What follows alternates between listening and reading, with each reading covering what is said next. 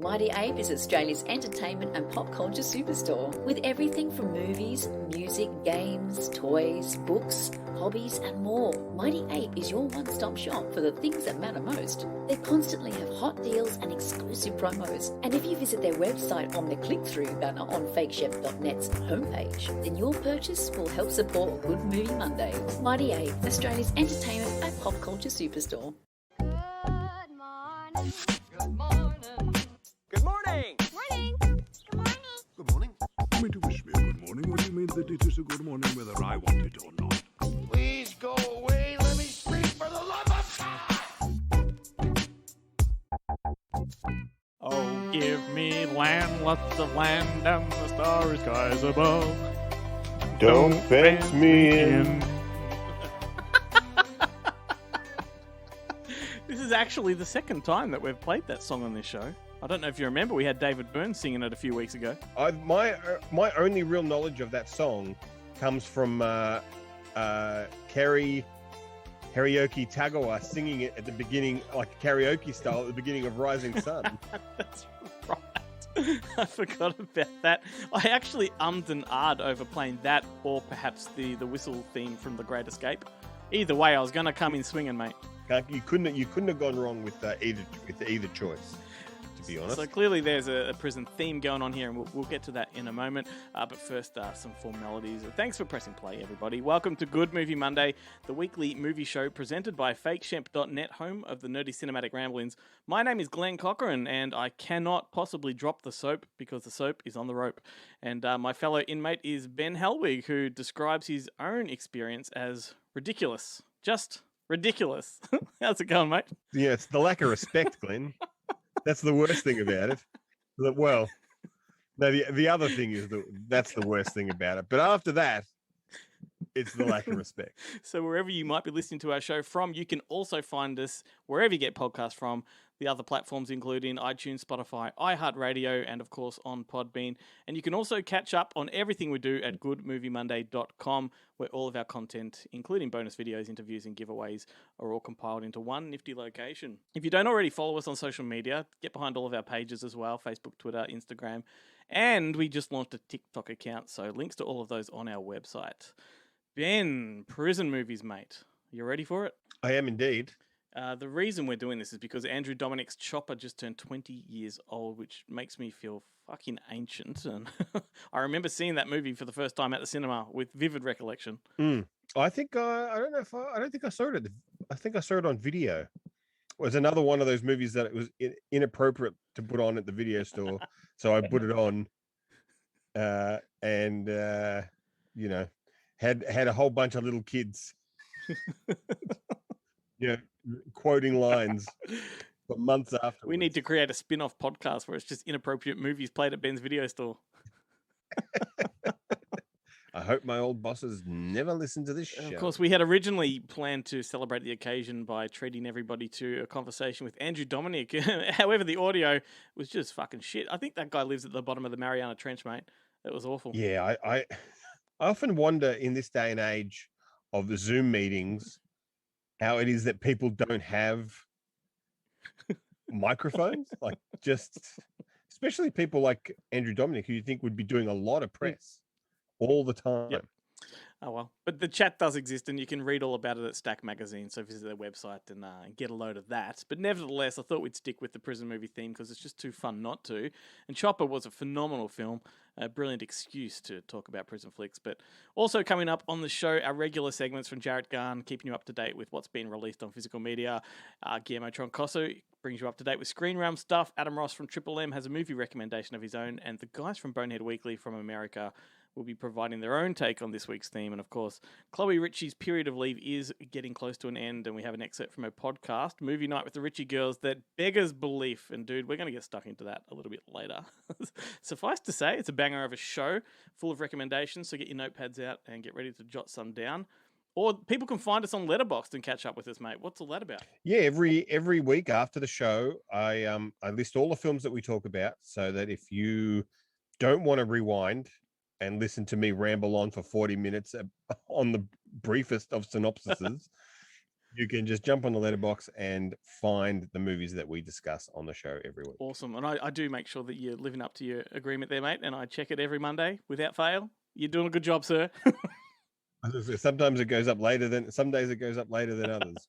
But aside from the recommendations that we're going to be talking about on this show, we also want to, as the show goes on, just mention some notable titles that are worth people looking up. And a couple that I want to just talk about that are never far from my mind if you say prison movie. Ghost of the Civil Dead is one of those Aussie prison must-see movies.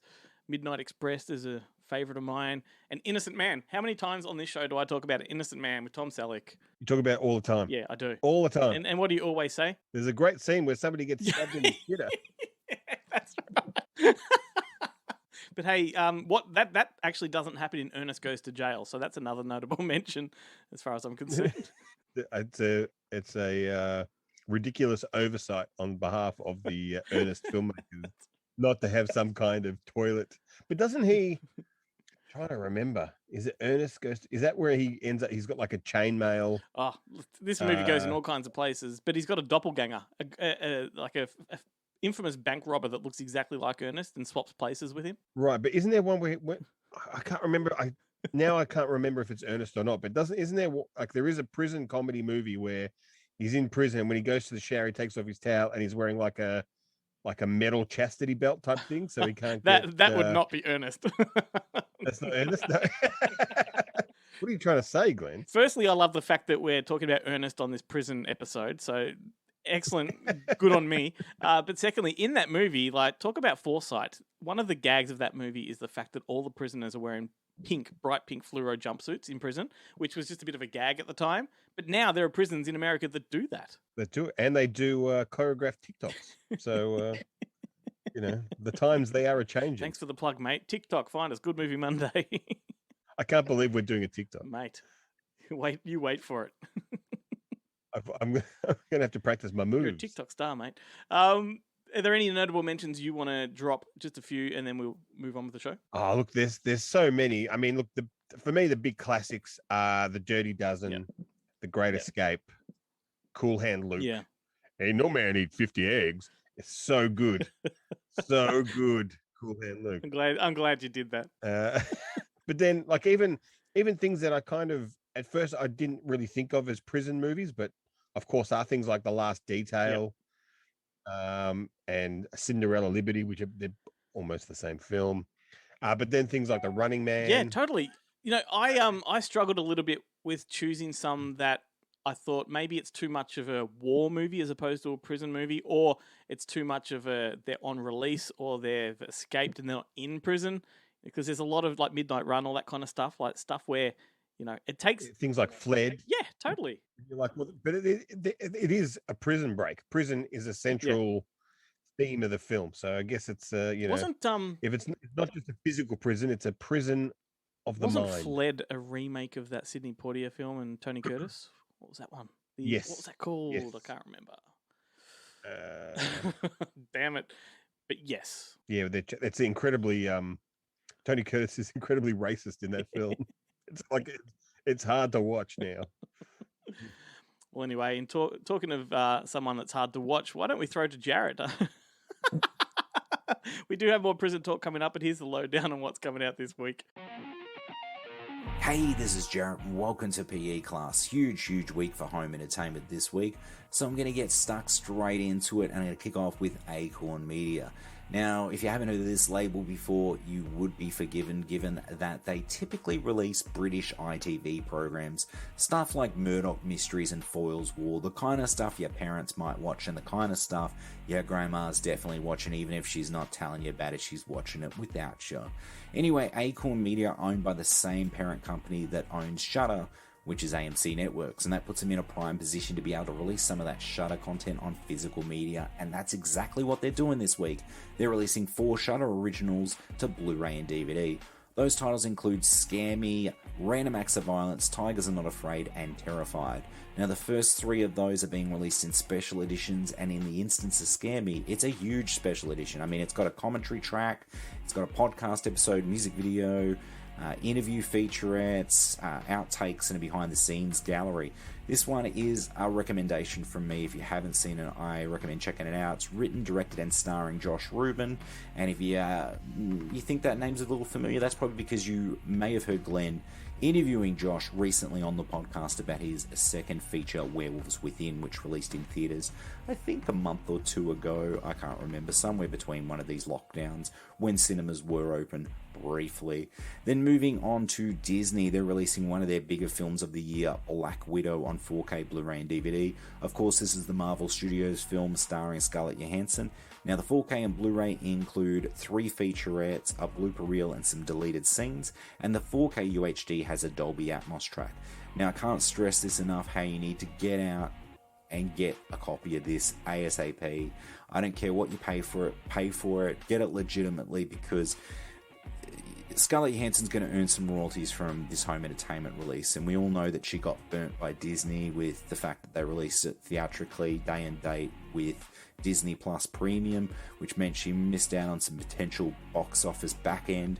So let's help her out by going out day one and grabbing this film at whatever price we can pay, so Scarlett Johansson can earn a little bit more money in royalties on top of her 20 mil, because it's the least we can do. Let's give to Scarlett Johansson. She needs it. Let's make this fucking happen, people. Let's do this together, okay? Let's start a hashtag. Anyway, moving on to Imprint, they've got a ton of releases out this week that include The Straight Story, As Good as It Gets, Double Jeopardy, Days of Heaven, Drugstore Cowboy, and Chinese Box. I just briefly will discuss The Straight Story. Of course, it's the David Lynch film. It's probably my favorite David Lynch film, which is sort of strange as it's obviously his most linear film.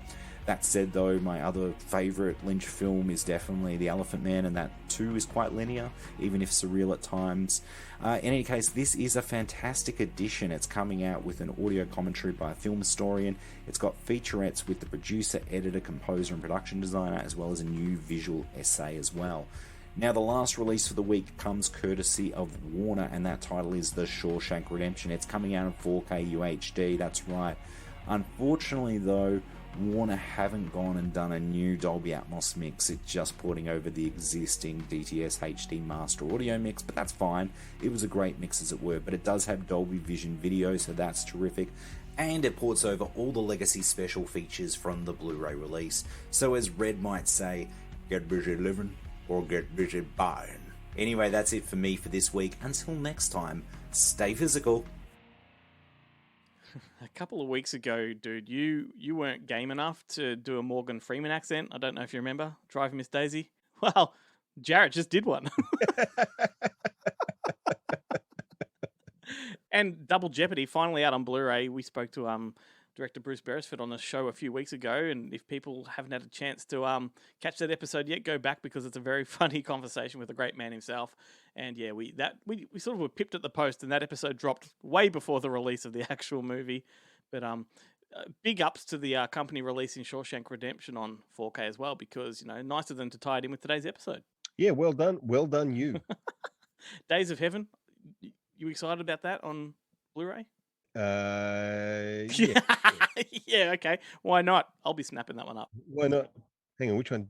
Days of Heaven. That's the Michael Cimino one, yeah? Yeah. Yeah, no, I walked out of that the Astor. Shit. I went to sit at the Astor, and after about 2 hours, I was like, that's enough of that. I will be snapping it up, but muchos gracias to Jarrett. Support his work by liking the Monster Pictures and Monster Fest social media pages, and It really made me realize I didn't like Sam Waterston. Really?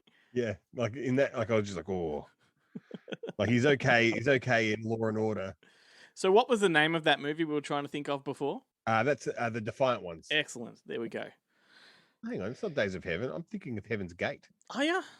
Yeah, Days of Heaven is Terrence Malick. Heaven's Gate is Michael Cimino. Well, That's I have not walked out of Days of Heaven. easy to confuse, both long-winded. It is like, yeah, I mean both Terrence Malick and Michael Cimino are notorious for having their heads up their ass and letting that 70s new wave go right to their heads. Maybe they can produce a crossover movie. Yeah, like they could, that'd be great. Like the Marvel universe, like that kind of put all of that get Badlands in there and get Taxi Driver like the Scorsese, put it all in there. Like have it cross time, Oh, like the League of Gentlemen Christmas oh, movie. mate, you've just planted the seed for an upcoming episode where we will create fantasy universes. All right, okay. The Norm Macdonald universe will be born. Yes. Oh, yes.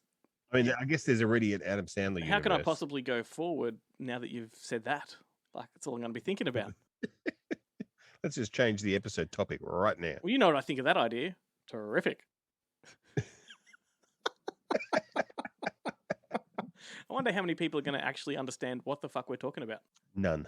You know, back on track, prison may be one word to you and me, but for a murderer, it's a whole sentence. Sorry, did my dad just walk in the room? I'm trying to do a podcast, Dad. Shh. If you can think of any other prison jokes along the way, feel free to just drop them. No. No. Well, originally I was going to run with a few lighter prison movies as my recommendations, things like Holes and Stir Crazy on my list, but I sort of thought, nah, I want to stick with the chopper theme, like something a bit more hard edged, and in fact, all three of mine are kind of not far removed from Chopper. Two of which are actually Australian. Starting with my first one, I'm going to go back to 1980, a film that was, I guess, really polarizing at the time, and it's called Stir. Have you heard of this one? I have heard of it, yes. As a kid, this was a really confronting cover, a VHS cover for me. It just had Brian Brown's crazy face illuminated in red, but he stares at you with his crazy eyes. And I'm not talking like Steve Buscemi crazy eyes. I'm talking like I'm going to fuck you up crazy eyes. And that just, for some reason, just terrified me. I thought it was a horror film. But it is a fantastic movie based around the true story of the 1974 riots at a Bathurst prison. And it was written by a guy named Bob Jewson, who was a prisoner himself and wrote the script based around his own recollections. And this whole riot that happened ended up in a royal commission. But Brian Brown plays a former inmate who goes on like a current affairs style of current affairs program to expose the corruption and all the beatings and stuff that happened inside the prison. But then, shortly after that, he gets caught shoplifting and sent back to prison. And then the next 6 months of his sentence are just sort of, harrowing because the guards that were exposed, just exact their brutal revenge and torture on him. And it's a fantastic film. The dynamic is really good because the guy that played the lead guard was Max Phipps. You know Max Phipps? And in the film, he sort of felt very humiliated by the exposure, and he tries to reconcile with Brian Brown's character and apologize and all that. But the apology is completely rejected, and the inmates just, wage an uprising, and the entire fucking jail gets torn to shreds. And it's nasty stuff. Being released in 1980, it came along, at a time when I guess there was a bit of a wave of extreme prison movies because you had Ghost of the Civil Dead and Scum and Bad Boys and things like that. And this film I only saw it sort of perhaps in the last 10 years, but I can imagine at the time it would have been just really, really uncompromising. But yeah, highly recommend it. I think it's on Amazon Prime if you've never seen it. The director was Stephen Wallace. He went on to do Blood Oath and China Beach, so he has a little bit of a catalogue to his name. But that is my first recommendation. Recommendation. That's my first recommendation. Recommendation? That's a new word. I'm going to run with that. Yeah, let's put that on a t-shirt. What's your recommendation? Well, I did go the opposite to you. I don't think I've chosen a serious film, and I'm going to start off super light, the exact opposite of Stir, with one that you were going to do that you sent to me, and you reminded me that it was a prison film, and I completely forgot about it. And I love this film. It is 2001's Green Fingers, Yes. directed by Joel Hirschman. It's just a lovely movie with some not so lovely people doing lovely flower arranging in prison. It's a good movie. It's great. Like, I really like it. I've watched it numerous times. It's like a fair weather. No, actually, it's not a fair weather friend. It's like a good time friend. Like, you just, it's like a comfort movie. It's raining outside and there's nothing on TV. You pop on Green Fingers and you just enjoy the next 90 minutes. That's right. Because it's fantastic. It stars Clive Owen he's an inmate in a prison and you find out why he's in prison as the course of the movie goes on. And he's shipped to a kind of a new style of prison where they really focus on rehabilitation rather than confinement. And at first, he's pretty kind of against it. He just wants to do his time and be left alone and not talk to anyone. But as the movie goes on, the warden kind of discovers that he has a bit of a green thumb. So he sets up a prison garden, and he kind of pulls in a couple of other inmates, including really weird Danny Dyer, who, if you're a fan of EastEnders and stuff like that, he's like a Cockney hard man in all these movies, and in this he's like a baby. He's like a little kid who happens to knock up one of the female prison guards, played by Lucy Punch, which is pretty funny. But yeah, so then they end up getting some work, working for Helen Mirren, helping her do like on some prison outreach program. And then she's a famous horticulturalist, and she then sponsors them to compete in the Hampton Court Flower Show, where they build this great kind of prison garden. It's just a lovely film. That's right. So when you've watched Callan Girls as much as you possibly could, you've got green fingers to turn to. That's right. It's part of any essential Helen Mirren based marathon. That's right. It's part of the Helen Mirren universe, right? The Mirrenverse. Yeah, the Mirrenverse, along with Red. And same character, isn't it? Same character. She's actually working covert when she's in Green Fingers. Yeah, Age of Consent. Yeah, she's playing the same character. Yeah, Caligula.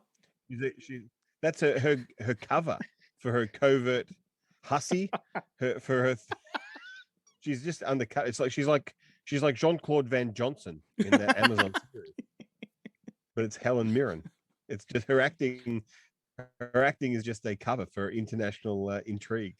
What's happening, everybody? It's Guillermo here from ScreenRealm.com, Australia's favorite entertainment website covering all things movies and television. As always, I'm here to tell you a little bit about what we've covered on the website in the past week, kicking off with Christopher Nolan potentially lining up his next film. The Dunkirk, Dark Knight, Inception, Interstellar director will be focusing on another moment in World War II. As first reported by Deadline, Christopher Nolan could be looking at a film that will focus on J. Robert Oppenheimer's role in the development of the atom bomb during World War II. Now, interestingly, Christopher Nolan could be stepping away from Warner Brothers for this particular film. The last few films he's had have been under Warner Brothers. Deadline reports that major studios across town are reading the screenplay, and Nolan is already speaking with them. Things between Nolan and Warner Brothers went a little sour when the studio decided that they were going to be releasing all their films in both cinemas and streaming service HBO Max throughout 2021, so this could be a result of that. Now, so far there's little known about this Oppenheimer project, but Cillian Murphy, who was in Inception and Dunkirk,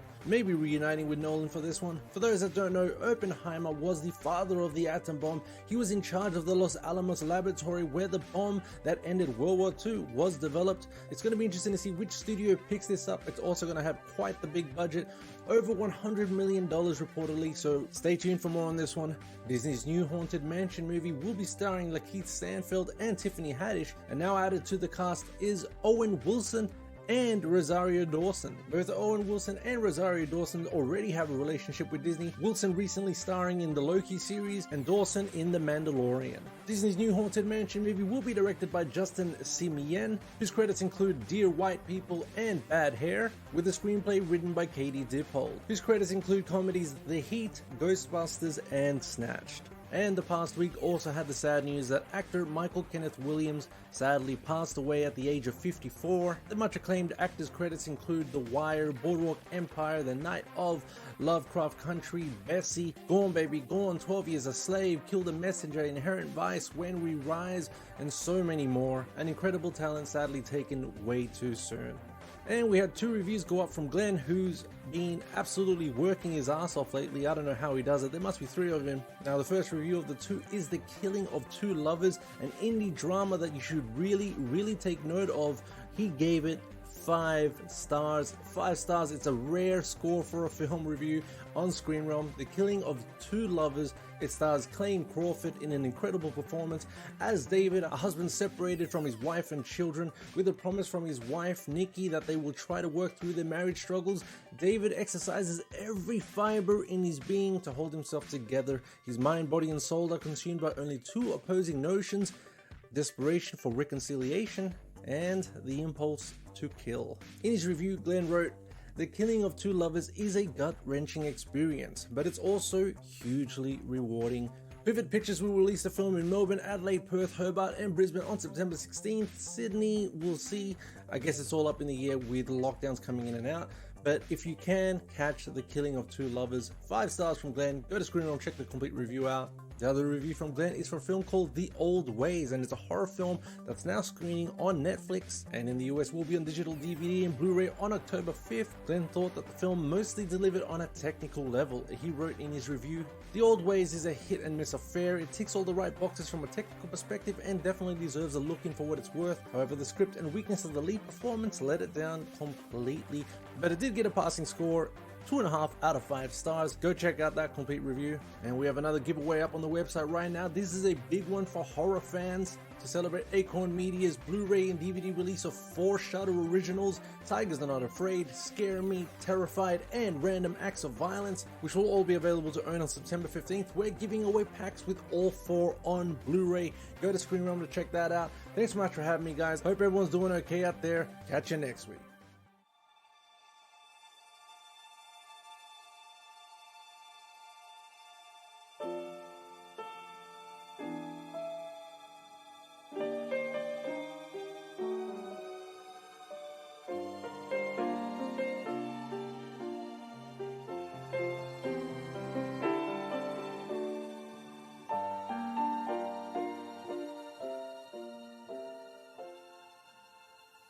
Who needs Hollywood?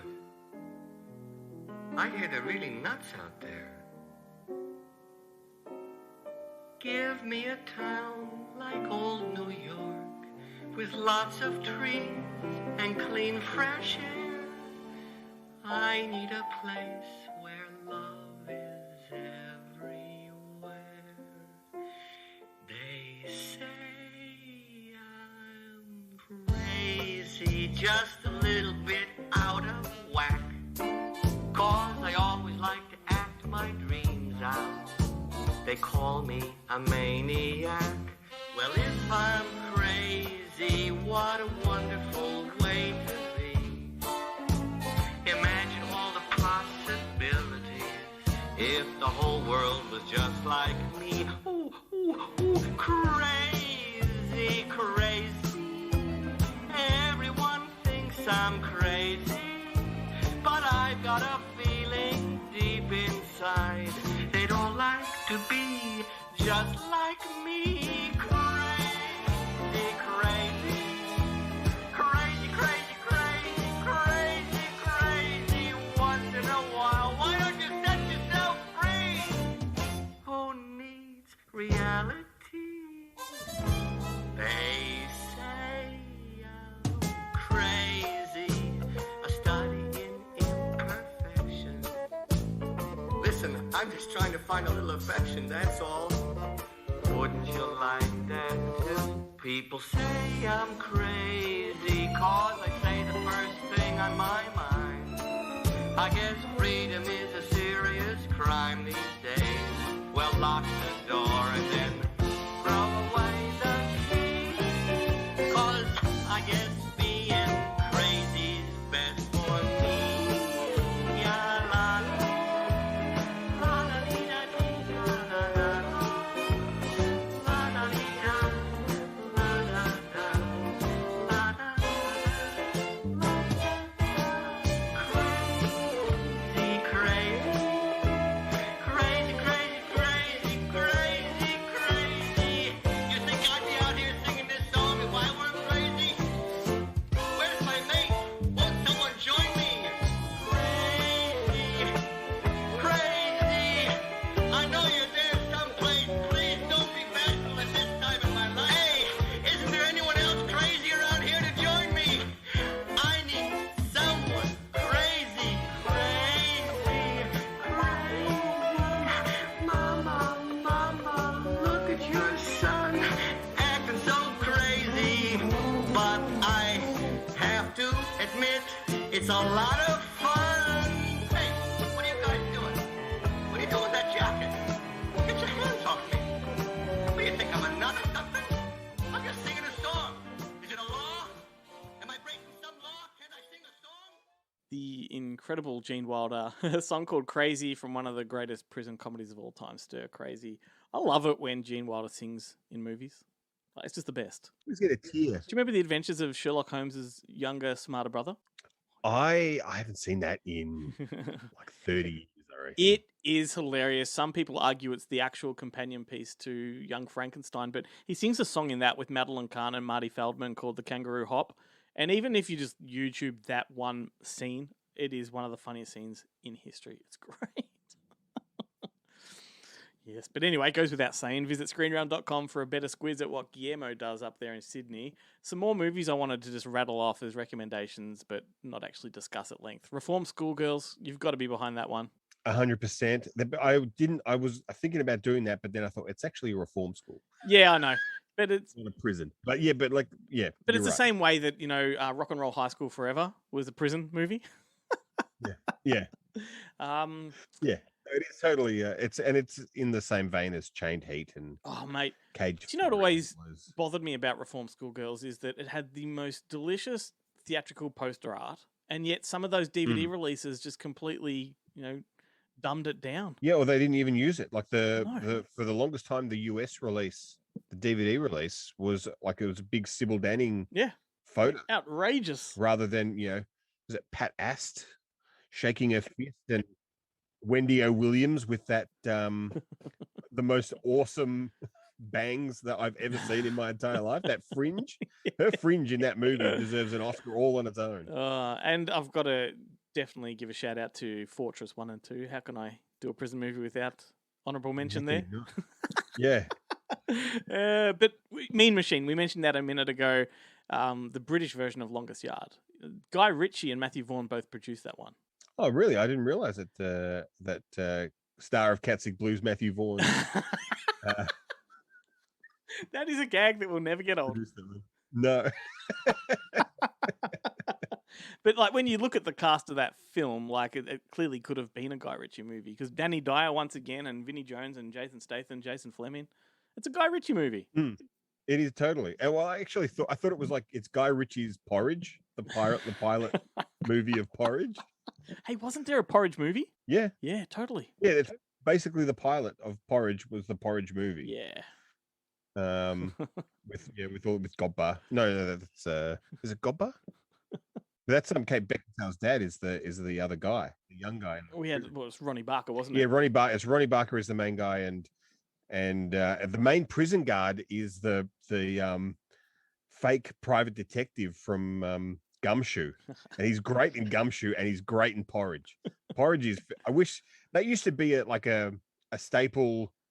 Anytime anything got cancelled, like if the cricket got washed out, or a horse died at the Melbourne Cup, and they had to quickly replace it with something. It was always the Porridge, that Porridge movie. Yeah, I haven't seen it in years. The contract must have run out because it used to, I think it was Channel 7 just used to play it almost on repeat. I would never have pegged the prison episode to be like a Nerdgasm episode, but I feel like I'm Nerdgasming on this one. It's just surprising that how broad prison movies can be. Like, from Ernest Goes to Prison to, How about to this? Mr. Walters, we should, or I should apologize for shooting my penis off? Yeah. Don't sweat it, brother. I'm liberated. Totally. You know, they gave me a vagina. It's awesome. You guys want to see it? No, it's fine. All right. Eric's seen it. Eric's been all up in that shit. Isn't that right, Eric? You guys gotta get me the fuck out of here. Hey, guess what? I'm Eric's bitch. No, you're not. Yes! I am! I'm your bitch! Oh, my God. I'm so sorry, honey. I didn't mean that. You know that, right? I am such a bitch when Aunt Flo shows up. It bleeds so much. It's crazy. It's like the elevator doors opening in The Shining. Your vagina doesn't fucking work, man. Worked for you last night. You were so clearly forcing Eric into this relationship. Eric, am I forcing you into anything? Yes. See? There's countless videos of Norm Macdonald telling prison jokes, and there's not a single one I could have used as an insert for this show. Yeah, no. It is amazing how a lot of the social niceties aren't present in most prison movies. I had to go with Rob Riggle's vagina scene from 22 Jump Street, but you know, I was watching Screwed the other night, and we talked about that recently on the show. And I mean, I forgot how great it was, but it also reminded me of just there's nothing that Norm Macdonald does that doesn't involve rape jokes. Yeah. And it's all about the way he says it. Yeah. Anyway, would you like to lead us out of that trap and go with your next recommendation? Well, I'll keep it in that vein, in that Norm Macdonald vein. And I watched it the other day, and I did actually post about it on Instagram, and I did end up having a conversation with a couple of people about it. Is 2007's Big Stan. Yes. Starring and directed by Rob Schneider. I remember I saw this theatrically. I remember thinking it was great. And I don't think when I put it back on again, I don't think I stopped laughing for the first 40 minutes. And it is amazing. So basically the plot involves Rob Schneider is he's like a real estate con man who gets busted for fraud and sentenced to prison, but he bribes the judge. His skeezy lawyer, played by a fantastic M. Emmett Walsh, with one of the world's greatest toupees, bribes the judge to delay his sentencing by 6 months, so he can, because he's promised to set up some charity for kids, which they never mention again. He does not set up the charity. So, being the genius that he is, Rob Schneider uses the 6 months to receive martial arts training from David Carradine, so he can kick ass in prison, because he knows he goes to a biker bar and hangs out with Dan Haggerty from Grizzly Adams, and to find out that what will happen to him in prison. And Dan Haggerty basically tells him that he's just got to get nonstop raped the entire time.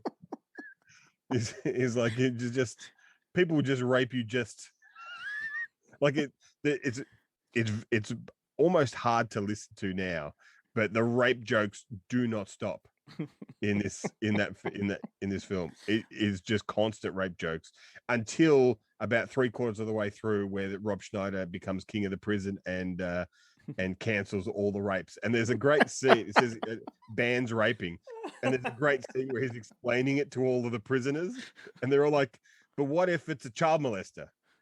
Yeah, okay. If it's a child molester, you can rape them. If it's a rapist, yeah, okay.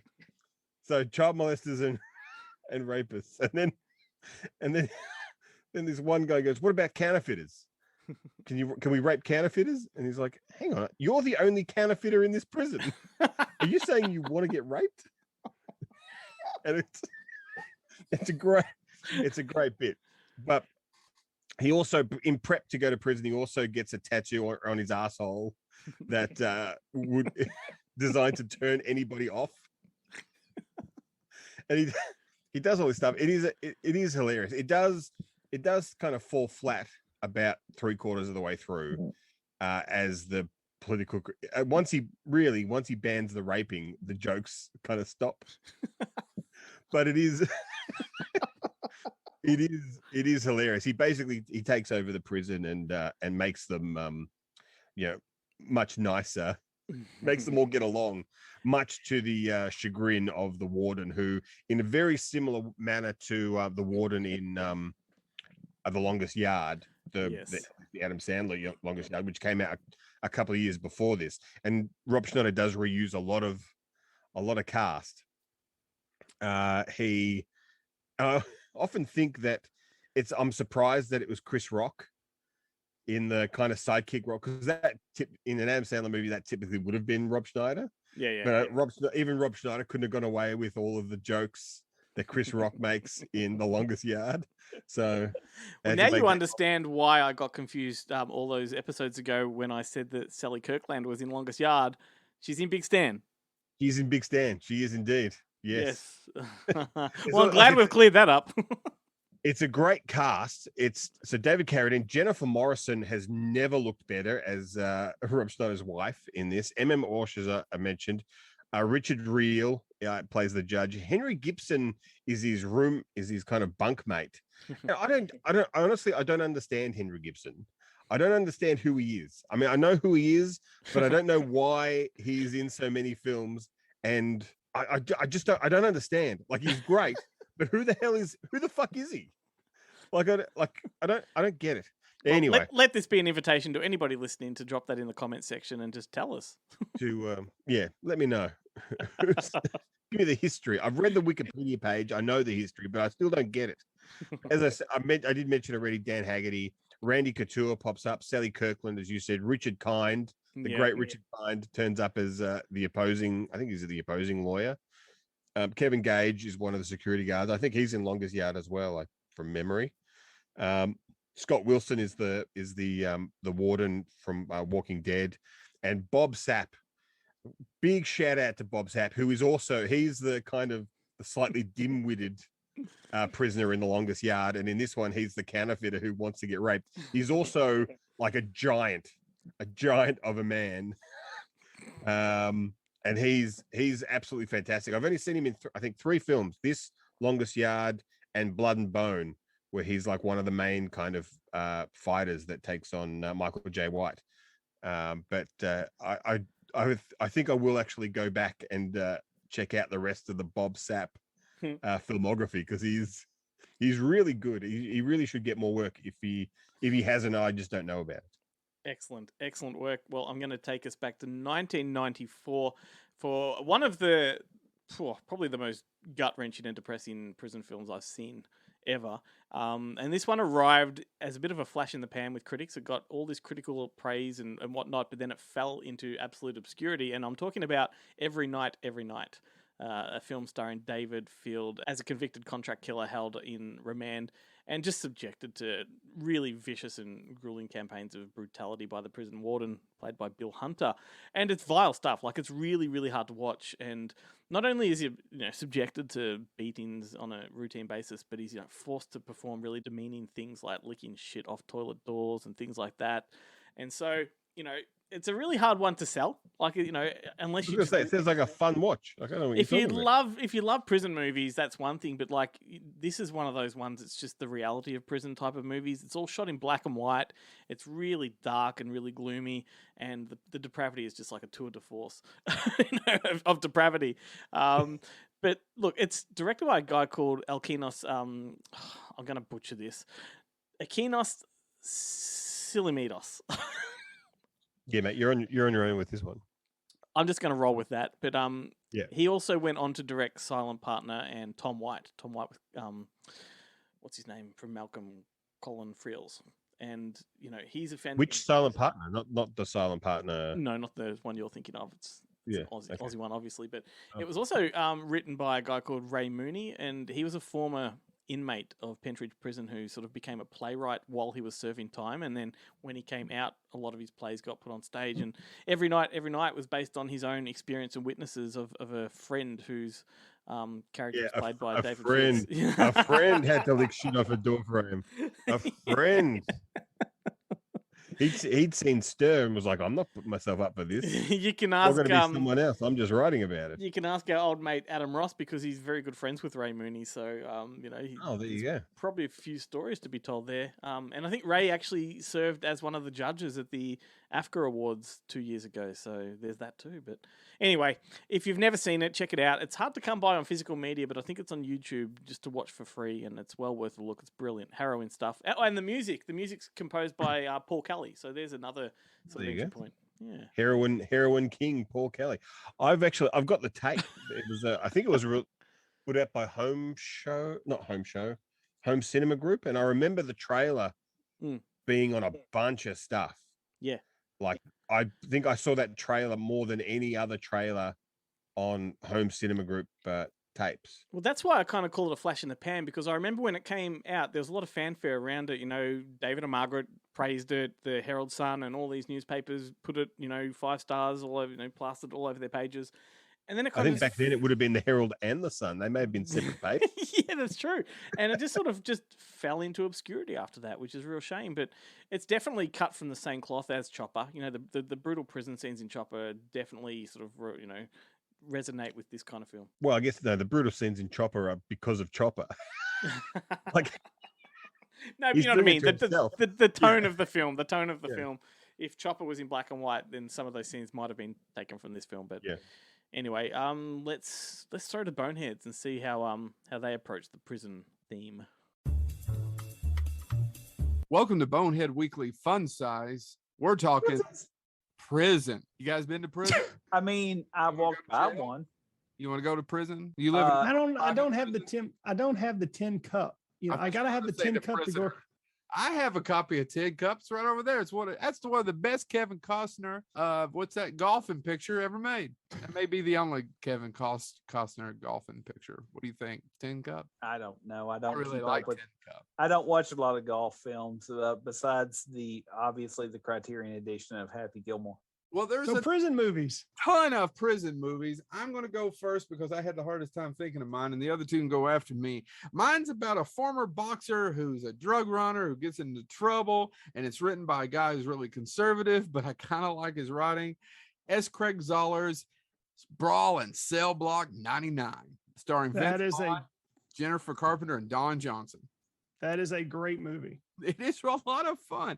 I mean, so he got caught up in the Cinestate or whatever it was with the Me Too. He not, but the company crashed. I don't know if you guys remember this. They're Dallas based. They're kind of conservative.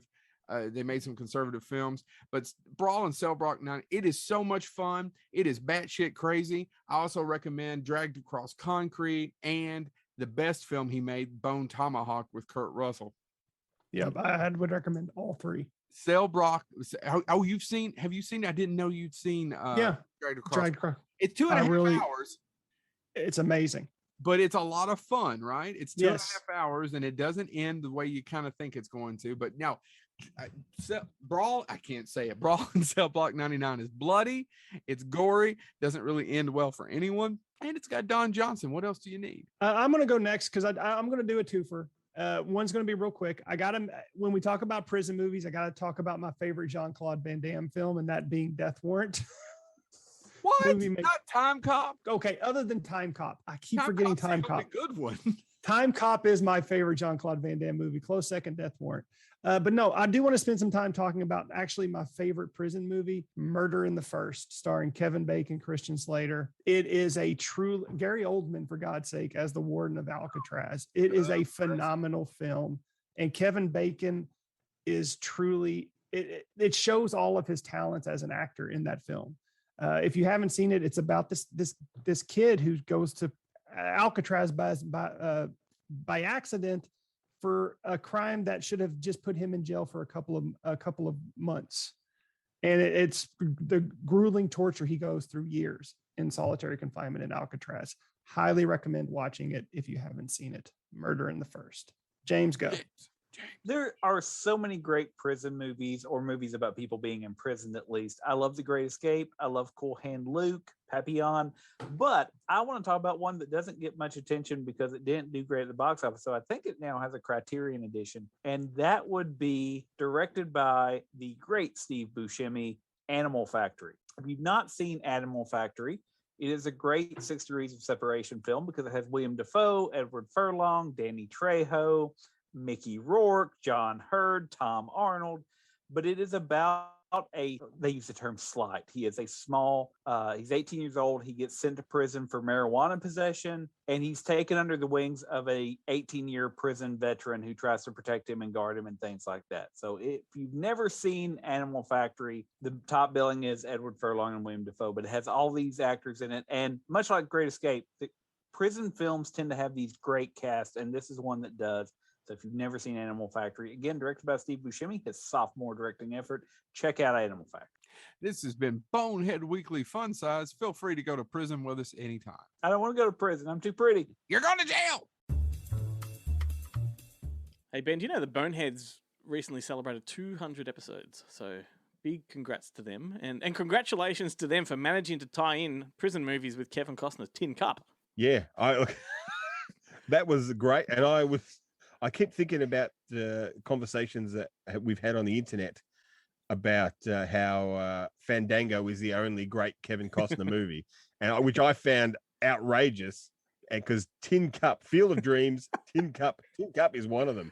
It's a fantastic movie, and the chemistry between him and Rene Russo is almost as crackling as the chemistry between Rene Russo and Tom Berenger in Major League.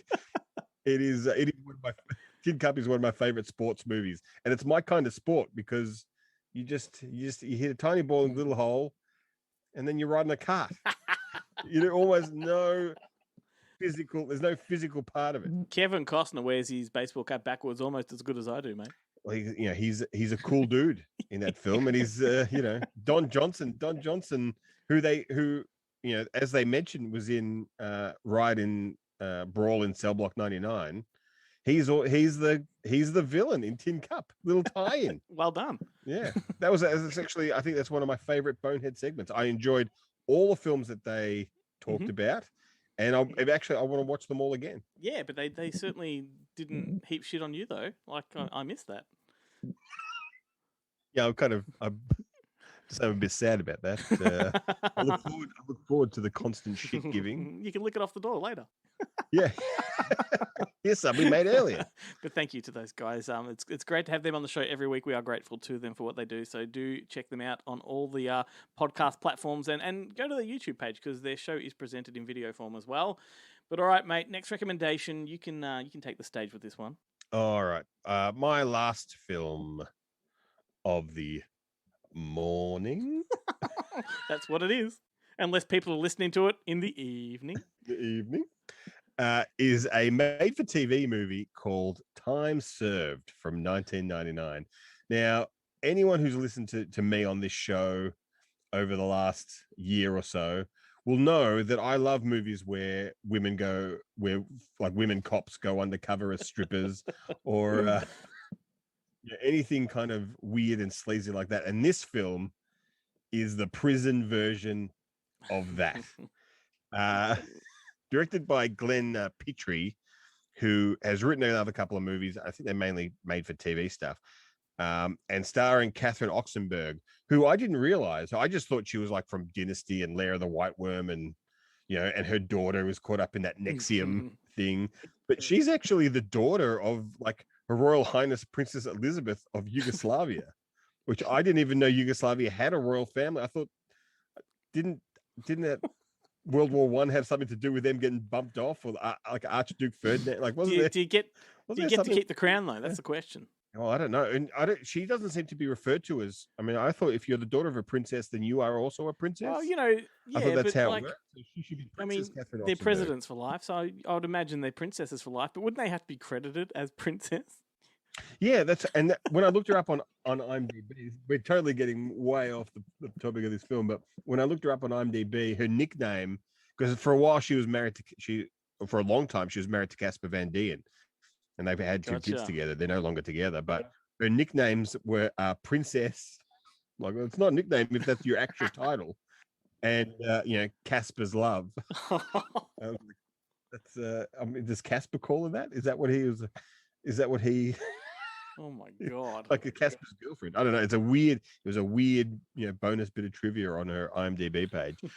But so basically, it's Catherine Oxenberg. Catherine Oxenberg gets sentenced to prison when her son, her infant son, shoots her abusive husband and kills him, and she takes the rap. And there's admittedly, there are a couple of logic holes in this film, but we'll just let those go. We'll glaze over those. But she gets arrested. She gets arrested for she takes the rap for her infant son because she doesn't want him to get in trouble. He's like a little kid. He's not going to get in trouble. It's so silly.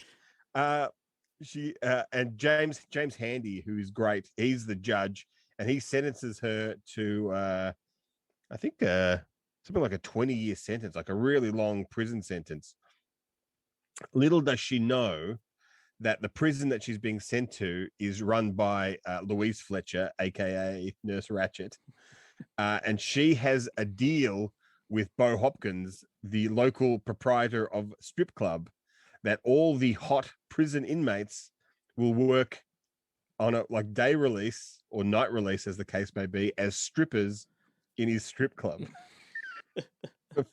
for free. It is that is the plot of this movie, and I will have to say, look, it is definitely worth the watch. There's a lot more rape and a lot more nudity than I was expecting from a TV movie, yet also a lot less nudity than I'm expecting about it from a movie about women prisoners who become who go undercover as strippers. It's a very odd film, but definitely worth checking out. This the director Glenn Petrie had directed a movie prior to this called Balazar the Cajun, and that is an absolutely fantastic movie. It has Robert Duvall and Amanda Sante and Will Patton and someone else I can't remember. I think Stephen McCaddy, is that the guy from? That's the guy from. What was it? Yeah, you know the one. He's from Come to Daddy. Yeah, that's the one. That's the one. And Pontypool. Exit Humanity, that great Monster Pictures release, Exit Humanity. Anyway, like this guy that directed the film you're talking about, he's a good director. Like I don't know why this guy didn't really sort of take off in a bigger way. I think he's only done like 3 or 4 films. Yeah. And I think he only directed 1 or 2 or like 2 of them, and he wrote. Yeah. He wrote a couple. He didn't write this one. He didn't write Time Served, and that I think is obvious. Like there's like some of the plot holes are amazing, but it is definitely worth checking out. I don't know if it's on YouTube. Let people explore it for themselves. They can find it on our Letterboxd page and click the link and just go down that rabbit hole. Tidy work, mate. And rather than jumping straight into my next one, let's just take 5 and have a listen to Chloe for a moment, who is nearing the end of her leave. And this is a snippet from the podcast that she does. And I think this might require a little bit of addressing on the other side. I'm not saying there was anything wrong with it, but I'm not going to give it a perfect score, but I'm going to give it a near perfect score. Yeah. Yeah. That's good. Yep. I give it 1 million stars. 1.1 maybe even. Yeah, 1.1 million stars. Far cry from 5 stars, Chloe. Yeah, I know. It's my favorite movie of all time. 1,000,001 stars. Of all time. I finished the movie and I could have gone back and just gone straight back into it and watched it again. The only thing that I probably would have given it a perfect score had it not been I've made those connections to Goonies. That's the only... I still don't understand that, but fine. Watch it again. Fine. No, I'm not. And look at it from that. I don't want to look. No, because you're just going to ruin it for me. I'm not doing that. I'm going to have to wait another 10 years so I don't remember what you said about it relating to Goonies, and then I'll go back and watch it again. Okay. Yes, anyway. All right, so we discussed actually what our next movie was going to be. I just thought of another one just then when I said, gosh dang. I'm thinking... What? Joe Dirt. Oh, no. No. David Spade, I love you. That's love that movie. Big fat no. That's the best movie. It is not. It's It so is a good. horrid movie. Funny. Jesus. Anyway, So it was my turn to choose. Yes. And I couldn't choose. I just couldn't pick. I had 3 in my brain that I just couldn't choose from. So I put it to you and you gave me your opinion. Yes. And we narrowed it down that way. Yes. Because So- your mother's always right. I don't think so. Should I find the message as to what you said to me when you gave me the 3 options? Sure. I can tell you what it said. I What did it remember. say? Well, I gave the options of Princess Bride, Yes. The Outsiders, or Billy Elliot. Yes. And you said not Princess Bride Because we've done too many comedies. But I don't see Princess Bride as a comedy. Princess Bride is not a comedy. Well, it's like a comedic It's drama. got some sort of comedy to it. It is not a comedy. Right. Well, I think you're very wrong from that aspect. Oh, whatever. But I think you were right from the aspect of not choosing The Outsiders also because that is quite close to Stand By Me. Yeah. So, we're watching Billy Elliot. Also the name of my late puppy.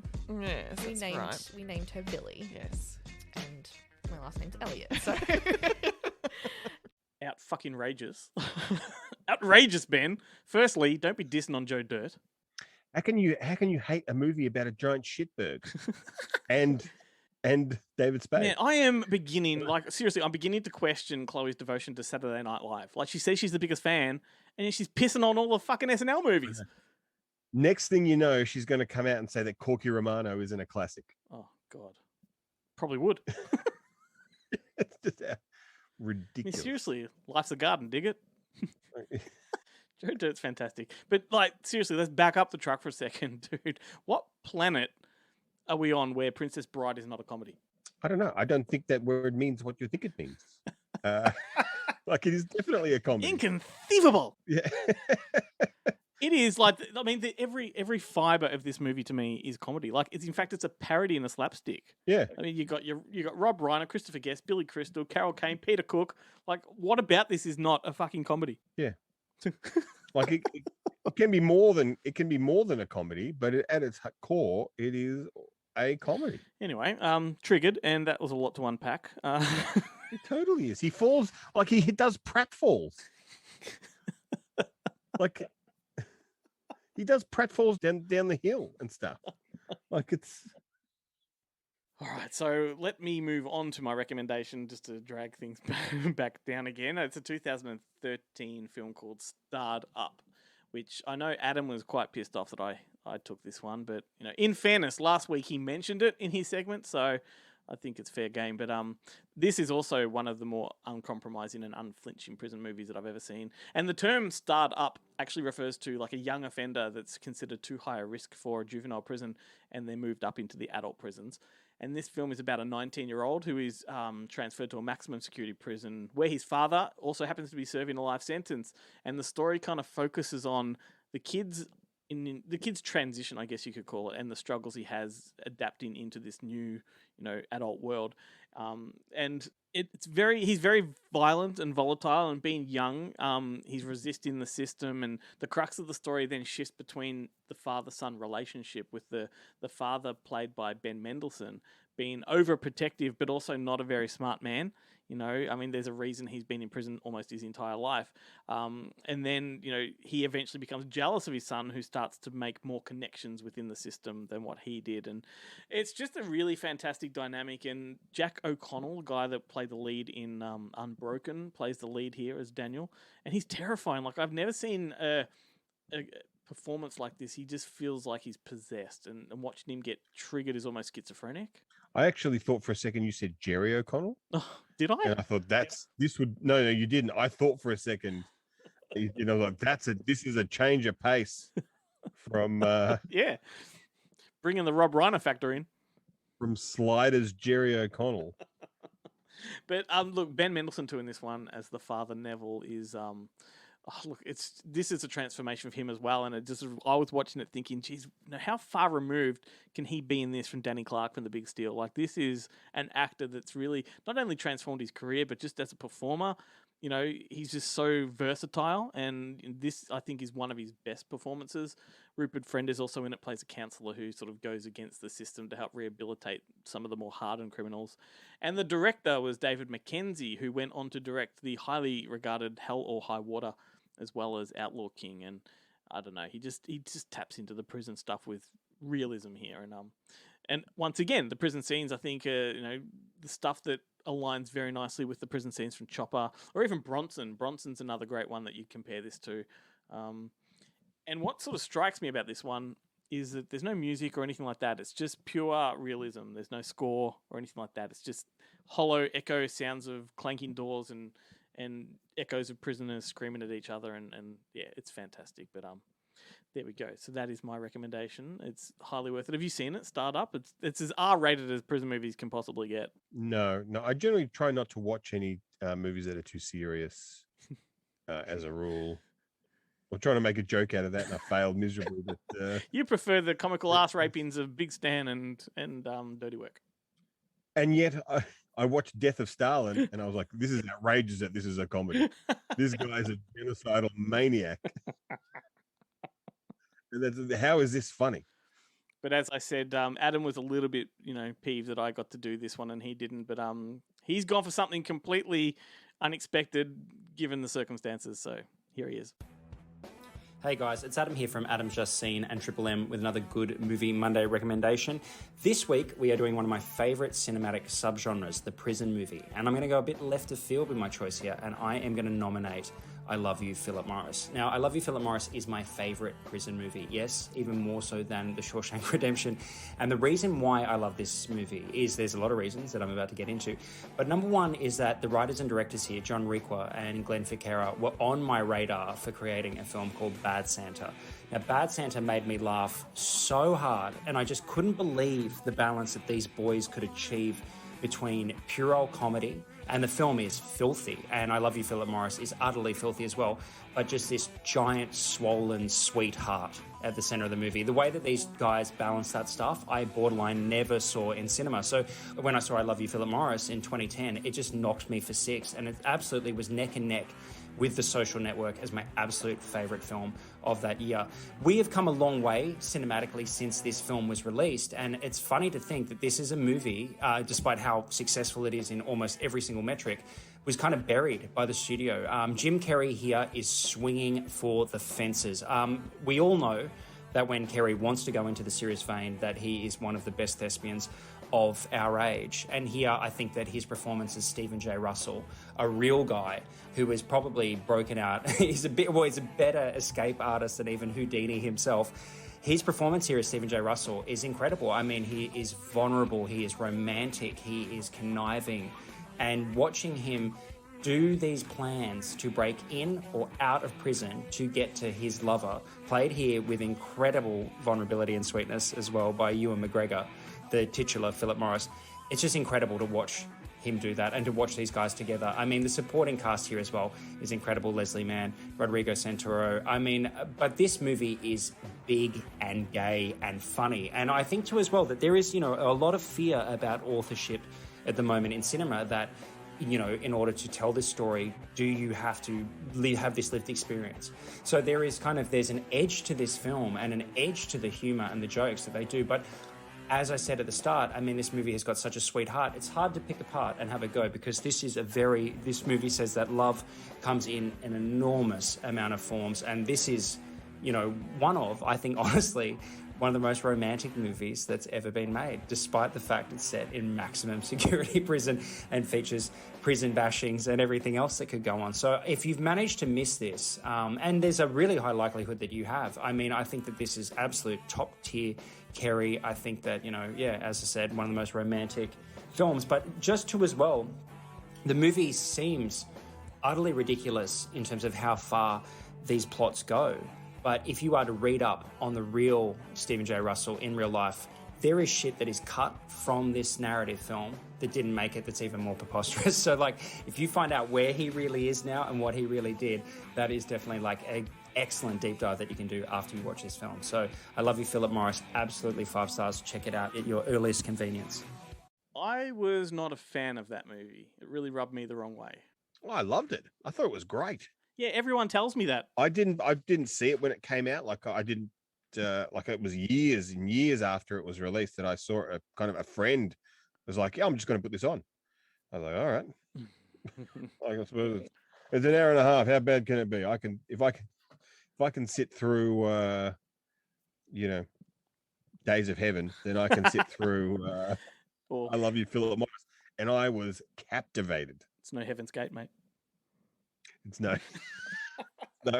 it's no lights out, Glenn. It's no lights out. Well, I think Adam does put forward a pretty strong defense, so I'm going to have to revisit it. But it just never landed for me. But anyway, Adam, thank you very much, mate. Do appreciate it. As you know, everybody look him up. Adam is on Adam's Just Seen Facebook page. And here lies the arse end of the show. Some other films that... In the prison parlance. Some other films that deserve a nod. I actually really liked Life with Eddie Murphy and Martin Lawrence. Did you? Really? Did you like that? I don't know. There's so much.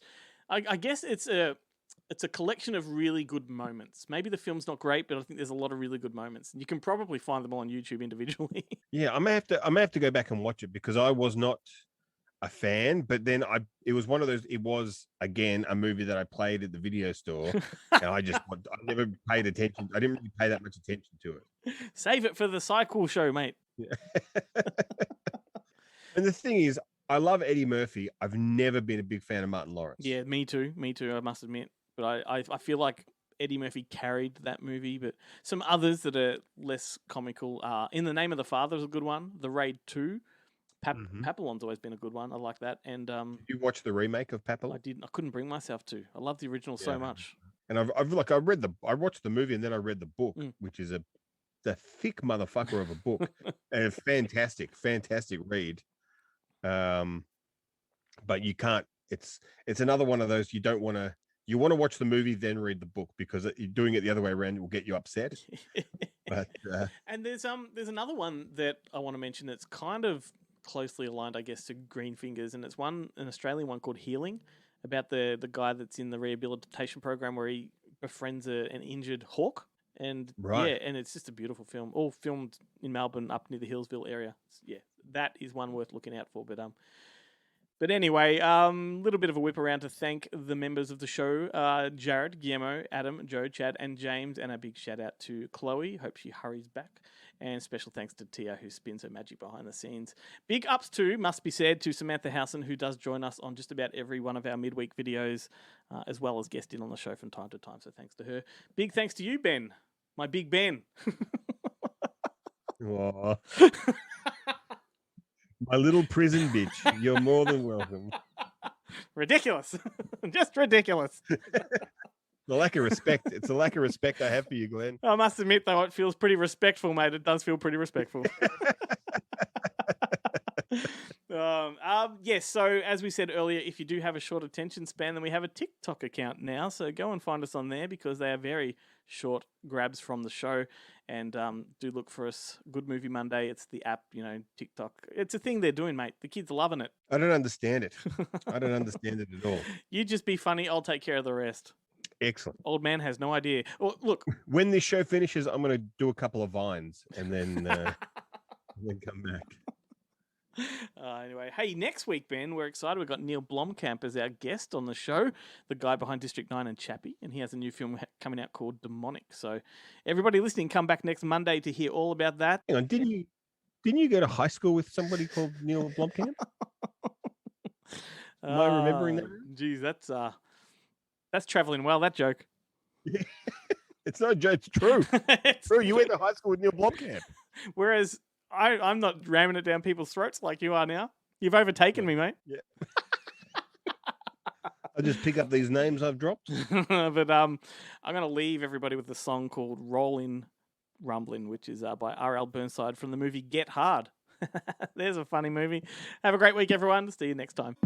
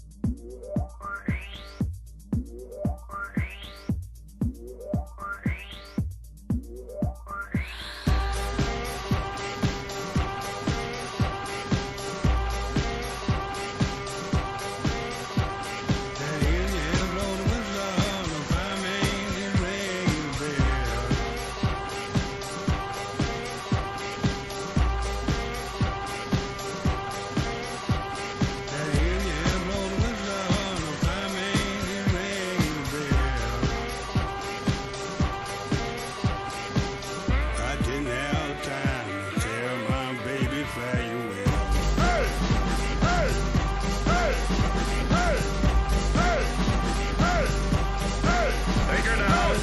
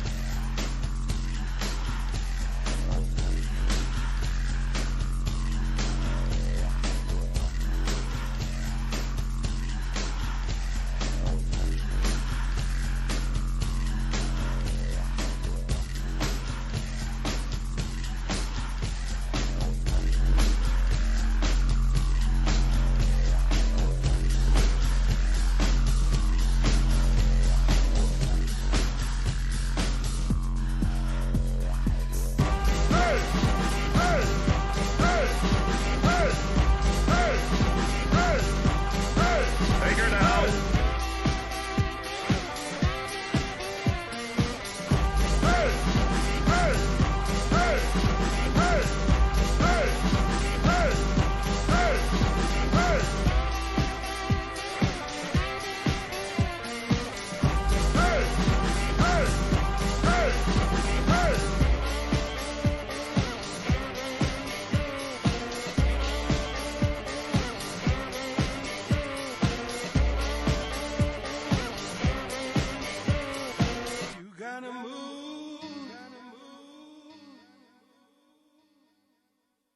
It does make me want to watch Wedlocked again.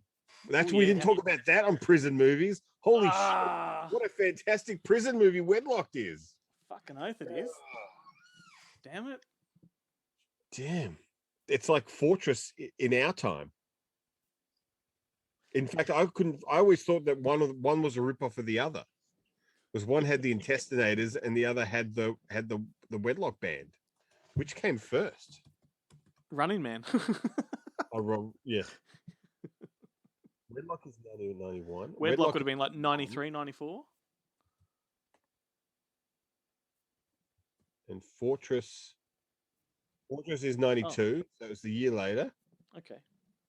And Running Man, didn't they all? They were all connected to the one thing. There wasn't just one partner at the in the prison at the start. They all wear the bands that if they cross the barrier, then their heads explode. But they weren't. Yep.